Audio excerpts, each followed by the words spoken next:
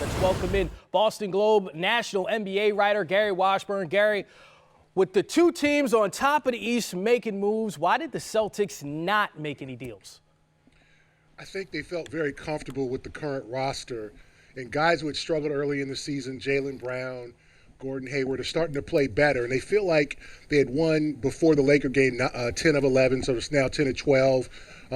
They've been on a pretty good run, and they feel like, you know what, with this team that we have the talent, we have the depth, we can make a run as we are. We don't need to shake things up. And some of their best players who might be imprinting free agents, a Terry Rozier, Marcus Morris, are contributors. So you don't want to move those guys. So their options were rather limited, and then they also just felt like their depth was good enough to make a prolonged run.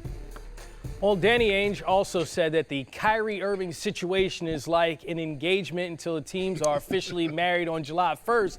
But it sounds like, well, that ring, no, sounds like Kyrie is still trying to play the field a bit. How much does this team's success the rest of the season and the playoffs factor into Kyrie's decision to stay in Boston in the summer?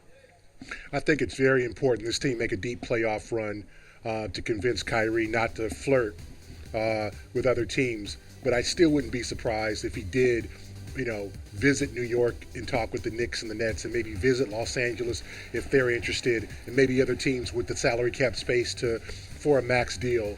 I think he wants to keep his options open, but I think he still enjoys Boston. I don't think he's unhappy in Boston. I think last week, the interview in New York, I think he was unhappy that his name was kind of dragged into the Anthony Davis situation, and he kind of has kept quiet about his situation since October. So I think that irked him more than just being unhappy in Boston or disappointed that they've had kind of a bumpy road. I think he was just upset at his name being dragged in that situation in the first place. Keeping with the theme of the Celtics and relationships, look, Kyrie and Gordon Hayward seem like they're pretty tight, and Hayward has not scored over 10 points in back-to-back games since mid-January. We know about his gruesome injury. Is his lack of production hurting his team's chemistry and also Kyrie's situation? I don't think it's hurting Kyrie's situation. I think Brad Stevens has been extremely patient with Hayward and will continue to be. And I think there's signs that he's coming back. It's a mental thing. I mean, if you play basketball for 25 years every day of your life, and then suddenly you can't play for a year, and then you're asked to jump on a court with the world's best players, the world's best athletes, that's hard. And I think that this transition for Hayward has been difficult, but I think he's making strides. And I think this team truly believes that the Hayward in April and May will be much better and much more confident, I would say, than the one who's in February. And so they're seeing signs. I don't think it's doing anything with the team chemistry. It has affected playing time, but you've got to let him play. You can't bench him. He's not going to get better on the bench looking at the game. Like, he's got to experience these things. He's got to go through it, and he's got to get better.